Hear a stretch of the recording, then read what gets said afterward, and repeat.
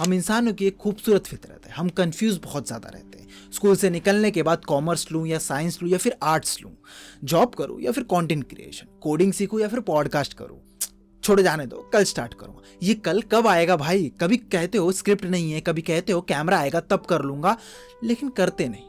एक कड़वा सच बताता हूं तुमको कि तुम्हें ये समझना पड़ेगा कि तुम इसलिए नहीं पीछे हो क्योंकि तुम्हारे पास कैपेबिलिटी नहीं है, तुम बस इसलिए पीछे हो क्योंकि तुम एक्शन नहीं लेते हो। एक ही सवाल को बार बार उस दीवार पर लिख कर क्या होगा, उसका जवाब लिखने की कोशिश करो, दिल को थोड़ा सुकून मिलेगा।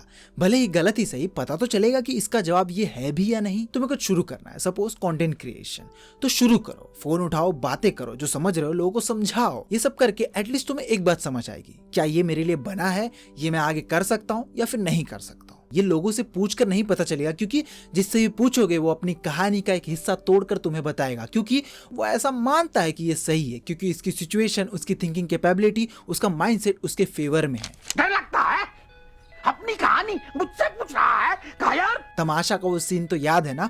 उसके कहने का मतलब था कि तू खुद को दूसरों से ज्यादा जानता है, तूने खुद के साथ दूसरों से ज्यादा वक्त बिताया है, तो तुम्हें अंदर से फील आना चाहिए कि मेरी कहानी क्या होनी चाहिए। चलो मान लो तुम बहुत ज्यादा कंफ्यूज हो, तुमको हर चीज करनी है, दुनिया में बहुत सारी चीजें हैं, बहुत सारी चीजों में तुम्हें इंटरेस्ट आ रहा है और तुम समझ नहीं पा रहे हो कि एक्चुअली में तुम्हें करना क्या है। एक टाइम पे मैं भी ऐसा ही था। स्टार्ट में मुझे डॉक्टर बनना था, फिर एग्जाम की प्रिपरेशन करते हुए मुझे समझ आया कि मुझसे नहीं हो पा रहा है, ये मैं सारी जिंदगी उसी एक्साइटमेंट के साथ नहीं कर पाऊंगा। तो मैंने फिर कॉलेज में कंप्यूटर साइंस ले लिया, क्योंकि मुझे तब कोडिंग अच्छी लगती थी। फिर मैंने 2 साल कॉर्पोरेट में जॉब किया और अब मैं कंटेंट क्रिएशन कर रहा हूँ। अब देखा, मेरी खुद की कहानी इतनी ज्यादा उबड़ खाबड़ है, मेरी खुद की नैया मझधार में फंसी हुई है। बीच में तो आईएएस बनने का भी सपना देख लिया था मैंने। हाँ, मेरे सपने बहुत बड़े बड़े होते हैं। तो मुझसे अगर आके तुम पूछो कि भैया मैं ये करूँ या नहीं करूँ, तो एक्चुअली में ये सवाल ही गलत है। तुम अगर पूछो कि इसको कैसे करना है तो मैं एक्चुअल रोड मैप बता दूंगा, पर ये पूछो कि ये मैं करूं या नहीं करूं, तो ये मैं क्या, कोई भी नहीं बता सकता, क्योंकि मुझे नहीं पता तुम्हारी कहानी क्या है, क्योंकि मुझे नहीं पता कि तुम्हारा भविष्य क्या होने वाला है।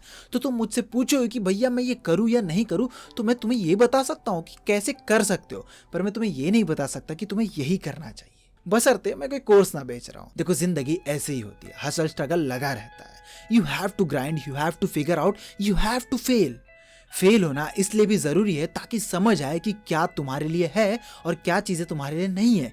अब वो कैसे पता चलेगा?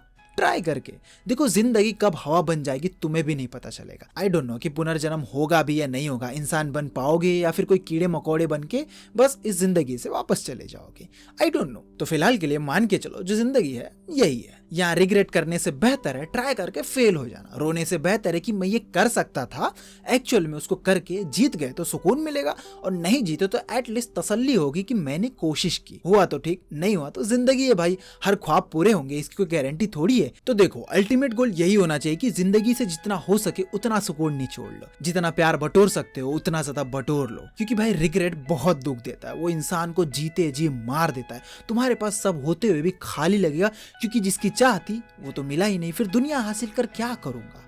पर कोशिश करता तो शायद उसका एक हिस्सा ही पा लेता। मुझे थिएटर करना था, मैं भले ही बड़ी हस्ती ना बन पाया, पर मैंने उस मोमेंट को जिया। तो एट द एंड चेहरे पे मुस्कुराहट होना ज्यादा बेहतर होता है रिग्रेट की फेक हंसी से। तो जहां हो, जैसे हो, जो मन कर रहा कोशिश करो, सिचुएशन, अपनी कैपेबिलिटी सब ध्यान में रख के जो बेहतर फैसला होगा वो करो, और जितना हो सके उतना खुल के जीने की कोशिश करो। मैं मिलता हूं दोस्तों आपसे नेक्स्ट वीडियो में लाइफ के टॉप 5 रिग्रेट बताने के लिए। Till then be happy and stay tuned with the cool mom.